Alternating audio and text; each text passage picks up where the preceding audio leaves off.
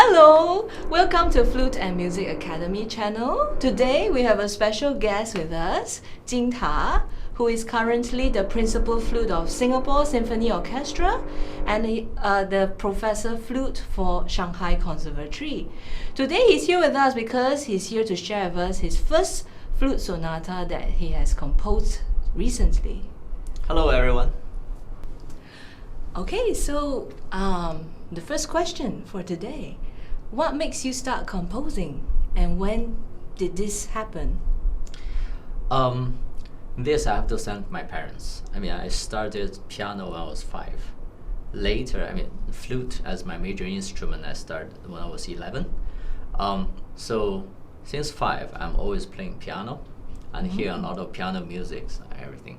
And then when I was young, I always trying to play all this cartoon music on the piano. So about the accompaniment that I do myself.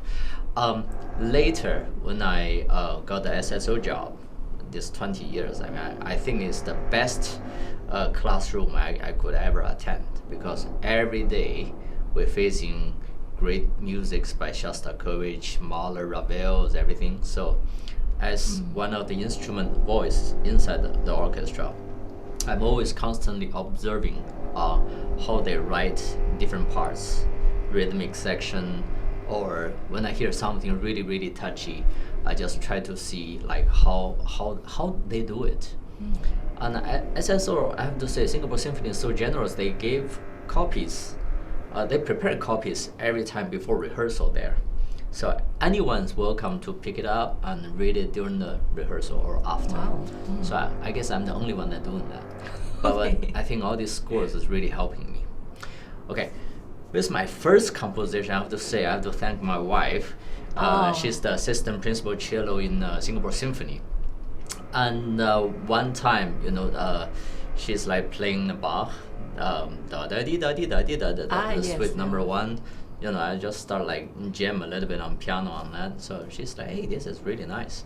So why not you write something for me to play, or maybe even on flute. The first piece was not supposed to be for me. It was supposed to write it for one of her cello friends.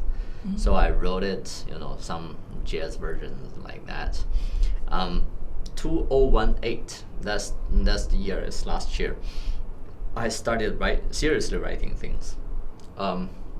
So I always have this melody in my mind, something that I collected over years. Whenever I have good pattern or good melody, I always store it in my mind. Sometimes pick it out and work a little bit on that. So I start remembering that, say, hey, maybe now is the good time to write something my own.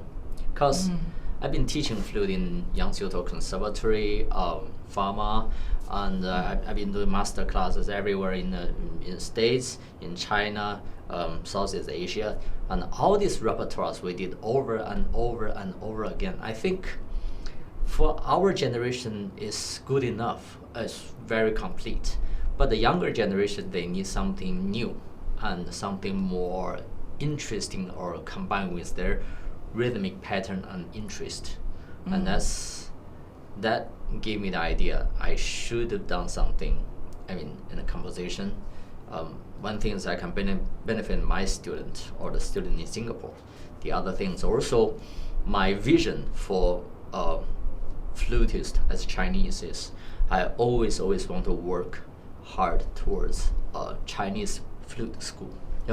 So far we have famous French flute school, the Russian one, the Italian, America, and now China.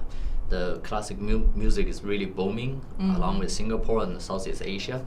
I don't see why, as Chinese roots, we don't have our own school. That's such a big lack. With such a variety and long history in our Chinese culture. This is the thing I really want to work hard or push. I don't know, might not see a lot of result in maybe in my generation or something, but this will hopefully be pushed by the next generation. Wonderful. Let's talk about your first sonata now.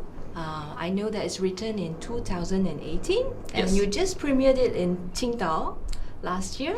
Can you tell us more about the whole piece? Absolutely. So the whole piece actually, the order I wrote it, I started first movement, and then followed by the third movement. I did the last movement, the last. The second movement I wrote it the last one. So for the theme that I used for the first movement is back my university year in Michigan. So by the lake, you know, sometimes we have very relaxed afternoon or something, and this melody keep bumping back to my ears, you know. There's a and it's just very catchy and it's easy. So I remember that ever since I started teaching in West Conservatory, I tried it on piano and sometimes just wrote a little bit, like several bars for Woodwind Quintet, just to try that out.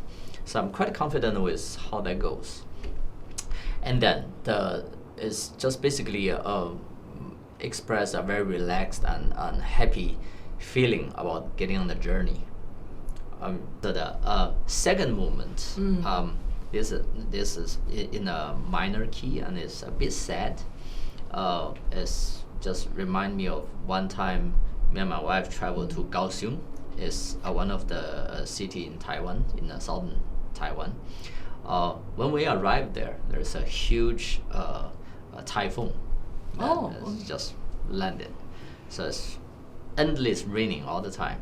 We were trapped on the 60th story on one of the tallest hotel in Kaohsiung. So looking out the window, you know, see the water keep dripping down from the window, everything, and it just reminds you how you wish, you know, everything's all clear, blue sky, everything could be on a journey.